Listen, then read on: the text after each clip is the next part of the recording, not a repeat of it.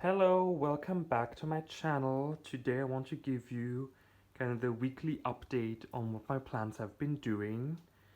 And yes, just an overview over everything, how everyone's doing. And yeah, I don't think I've ever even mentioned the Miltoniopsis, so why not start with those? So I have two Miltoniopsis. I used to have three, but number three came without roots, and after a pretty hot and dry summer, it just it was just slowly fading away. So unfortunately, I had to get rid of that plant because there was no life in it anymore. I tried for it to regrow roots, but it just wouldn't do it. It was just too stressed after the summer. I have two. I have this smaller one, and this one has white flowers and with a splash of yellow and smells like lemon peel. And this is the one that kind of sparked my interest for orchids. Actually, I used to have orchids as a child or teenager. These were kind of Nellie Eiler-esque plants, but last year in January, so very, very recently, I bought this Miltoniopsis, and I love it very dearly. It came to me with beautiful flowers. I can show them on screen. This is the bloom it had now in December. It flowered when I got it, so in last year January, then it flowered in July again last year, then in December, and now, as you can see, it's working yet again on a beautiful bloom spike. There are three more to come, so 4 flower spikes, and these flowers are pretty long-lived. They last at least a month, usually like 6 weeks. They are red, as I said, and as you've seen, and they smell beautifully like roses and honey. That's what I tell everyone.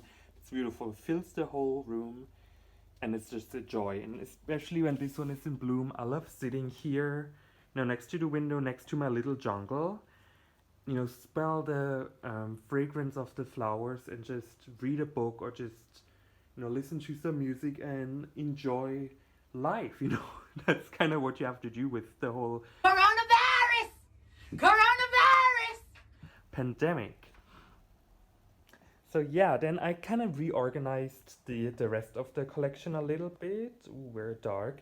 So the Paphipetalum moved here. Yeah, I'm a bit disappointed with this one. It's the Paphipetalum mordier vinicolor. And I'm a bit disappointed because the flowers lasted for not even, or the one flower it had lasted for not even a week, and then it just dropped. It didn't dry up or anything. I almost felt like it pollinated itself, so I don't know. It's living here right now. It's producing a new growth. Let's see, maybe the next flower is going to be a little nicer. There you go. I also have a little Sarracenia hybrid. I had to cut away a lot of the pictures because they were drying. I hope it's going to start producing new pictures soon. It doesn't seem like there is any new growth happening, but yeah, I don't know. Spring has sprung, and especially the Catlayas can really feel it. So maybe this also extends to the Sarracenia. So yeah, speaking of the Catlayas and the Ridiculous Lilias here, we're all doing pretty fine. So maybe let's just start with this one. This is Catalya labiata cerulean, and it came without any roots. It's, wait, can I show this? I feel like I'm gonna regret this. If we dig here a little bit, you can see it's kind of producing new roots right now. The bulbs are pretty shriveled, but this is for sure going to survive. I'm really excited. So these labiatas, I got them, this one and this one. I got them both from Schwerter Orchideen, and they looked really nice. It's a cerulean semi-alba, and yeah, that's amazing. I love the shape that they had online. So yeah, let's see. Then I have these two. So these two, it's the Catalya Dauyana cerulean and the Catalya pumila, which both I think have. So this is for sure Catalya bikayoi. I don't know what this one is. I think Catalya pumila. I don't know. But yeah, both of them are growing. They had new pseudobulbs maturing, but unfortunately there was no sheath in any of them. So that's a bit sad. But I think both of them are supposed to bloom in fall. So maybe they're going to produce more growths and will bloom even more spectacularly once they actually do come around to it. Yes, then the Walkriana, I already made a separate video on this one the other day. It's producing a growth. Let me see if I can show that. Do some zooming action. I don't want to move it too much because I've heard they get a little, it affects them, but yeah, you can see there's a little tiny thing, and even though new pseudobulbs are great, I'm hoping this is a flower. I bought the Walkriana mainly for the flowers and the fragrance. Yes, it's a small Catalya, which is great. You know, I don't have a lot of space, as you can tell. But, you know, having these iconic flowers with the fragrance, that would be amazing. And yeah, speaking of fragrance and iconic flowers, you have the Catalya Dauyana, which, if you can see, there's a new growth. There are actually two new growths. So it's producing two new pseudobulbs for me, which I'm extremely excited about. So it came with this one already, and the jump, kind of the size jump, is remarkable. And now it's producing two growths. So let's see, I'm really excited for this one to get also into blooming size. I think the website said 2 to 3 years. Let's see, let's hope it's only 2. Yes, speaking of 2 to 3 years, my Catalya Rex, I've been invited to a care collab actually for this one by Ninja Orchids. I'm really excited for that. I'm really grateful. You know, I'm a new grower, as I said. I only started serious, or like to be more serious about orchids last year basically, and I've had this plant now for 11 months, so I'm really happy to be welcomed in the orchid community and how open and helpful everyone is. So it's really positive and I really enjoy that. So yeah, there's more information coming on this one later this week. And next to it, this is the Maxillaria Terrafolia. I feel like this one is producing a lot of new growth. I'm really happy with it. It seems to really enjoy the spot it's in. I make sure it's always a little damp in the reservoir, so yeah, I feel like that seems to really help it thrive. So under my care, it produced this and this growth, or not produced, but kind of matured them now. And yeah, let's see what happens. This one is supposed to smell of coconuts. I like coconuts, so yes, exciting. Then I'm just going to quickly go over the Rapiculus Lalias. I have this one, and then these two, and this one. And all of them are a little stagnant right now. I'm happy that they're stagnant because, as you can see, especially these two are pretty shriveled. So maybe let's get the Tolumnia out of the way. This one, it's just kind of in the progress of absorbing old growth, so it looks a little shabby. But there are new growths coming, so this is actually really nice. So yeah, it's normal for these simple little orchids to get rid of older structures. But yeah, so these ones are a little shriveled. I can see some root growth, but you can see, they're all still somewhat wobbly, right? So it's not great, but let's hope they're going to make it. Yes, and then, I don't know, as you can see, this is a Venus flytrap, and it's producing also flowers. I love them. They're so cool, you know, when they snap for their prey, and I love. And yeah, then, I don't know, let's just move to the Phalaenopsis. We don't really do Phalaenopsis here, but you can see, oh, you can see there are two, and they're in bloom. I really like this one, the mini mark, so cute. And I also like this one, which this is a really cute one as well. I guess this is just like a grocery store Phalaenopsis, but if you smell, like if you get your nose into the flowers, it does smell a little like it has a very faint remnants of like a lily of the valley kind of scent. So yeah, that is exciting. And yeah, then let's go to this one where kind of most of the progress is happening this week. So we still have the two Tolumnias here in bloom. This one came kind of as a no ID. Just a nice red one, and I don't know, I'm having trouble to capture the color correctly.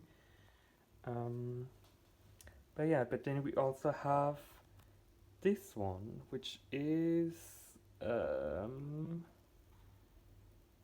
this has been in bloom since December, and I love it. This is, let me just check, I always mix them up. Oh, the tag is kind of root bound. Let's see if we can see it.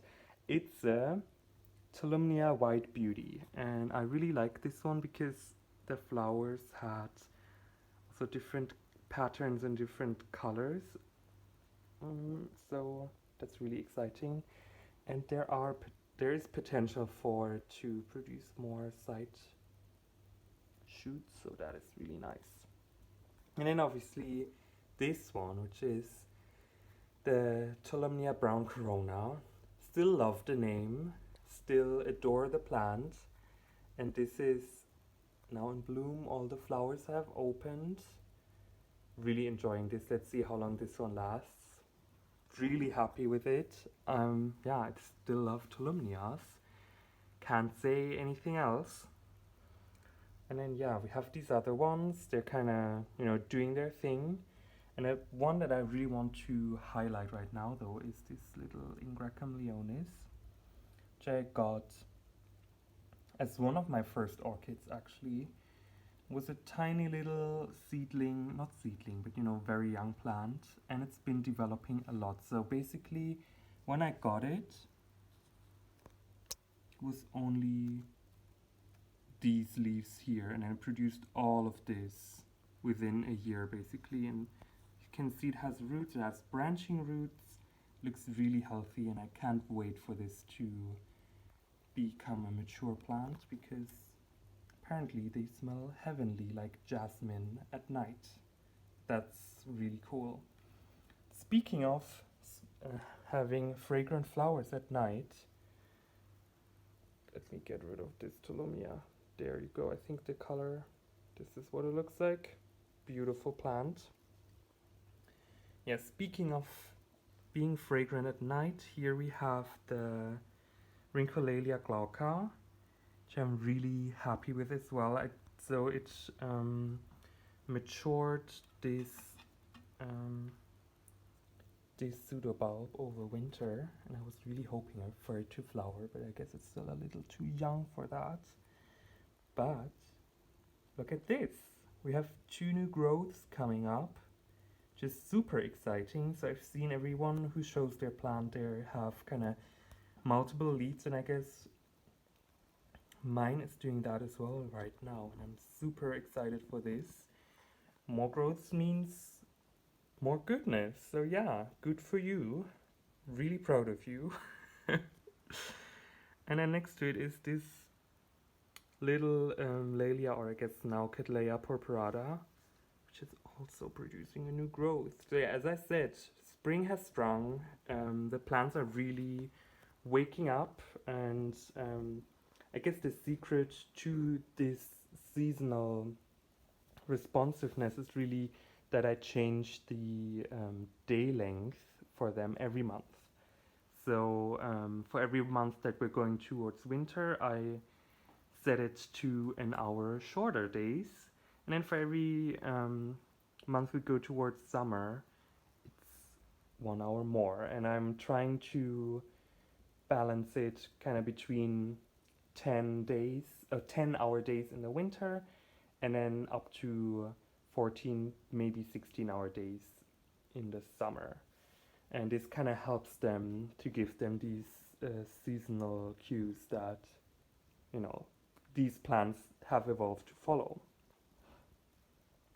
And yeah, I've started using these lights in November, when I noticed that a lot of my plants became really stagnant and I was not happy with it.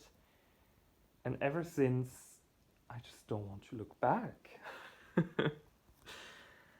Yes, and then here we have the Bobo Plumatum. I think in the last video I asked if the new growth was like this, if this was turning to be a growth or a flower. This is now very much obviously a flower spike, and this kind of opening a little bit towards the top. Super exciting. Cannot wait to see these blooms. And I'll share them with you, of course, once it opens. And this plant has been doing really well under my care as well. So it has produced not only this flower spike, but then basically, can you see my fat fingers? So this growth, it's working on one here, which you probably can't really see. One there, and then there's another one down here as well. So this plant is really going insane. It's producing roots all the time, new growths, and it's really growing super quickly. And yeah, since I've heard that bulbophyllums like not too much light, I kind of shade it with this Tolumnia, and it seems to work really well. And yeah, I can really tell that as the days get a little longer, this plant really starts to wake up as well. So yeah, here we have the Encyclia cochleata, I'm not sure how to pronounce this. This one is also, I got it in a recent haul. It's producing a lot of roots, and it's kind of slowly getting bound to the media. This one seems to be a little bit of a rambly grower, but you know, don't we all love to ramble? And yeah, there's another little Catalya rex.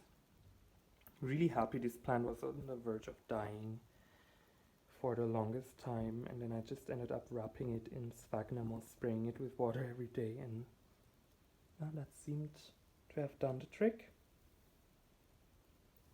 And then last but not least, these two are Catalya Varsovitziais, the ceruleas I hauled in my last video.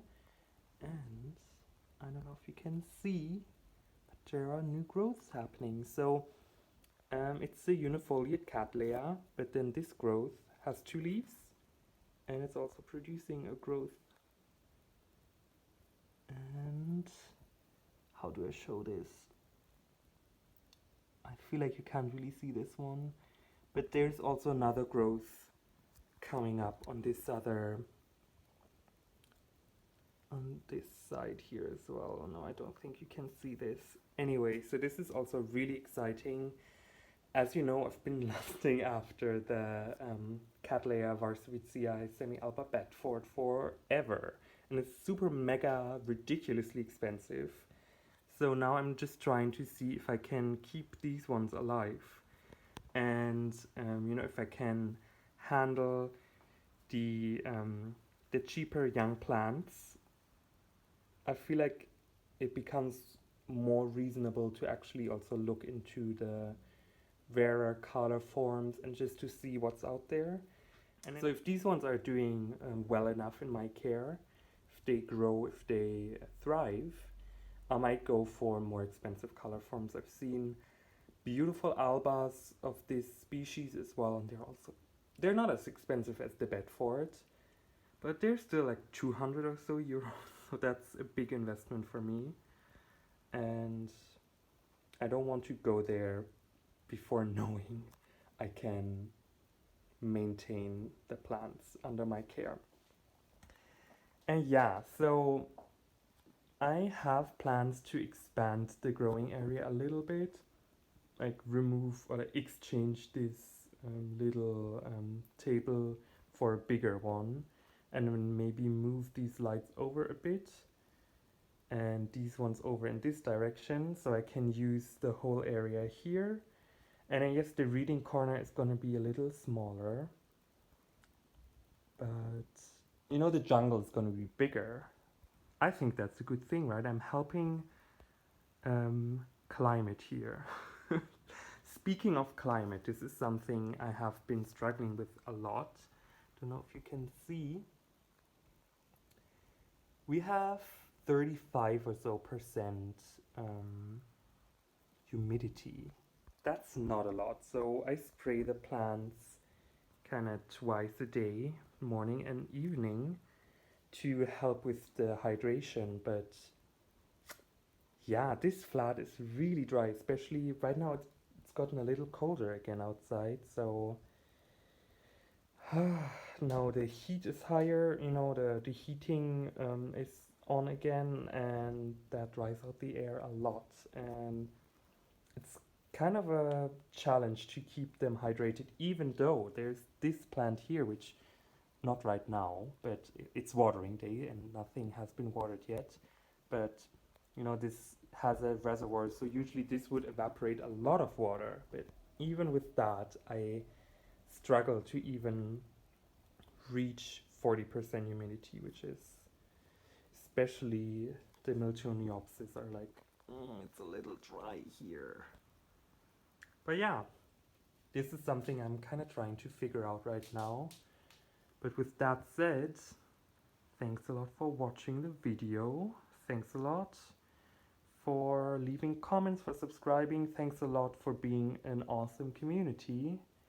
And I'll talk to you later in the care collab for the Catalya Rex. See you then. Bye.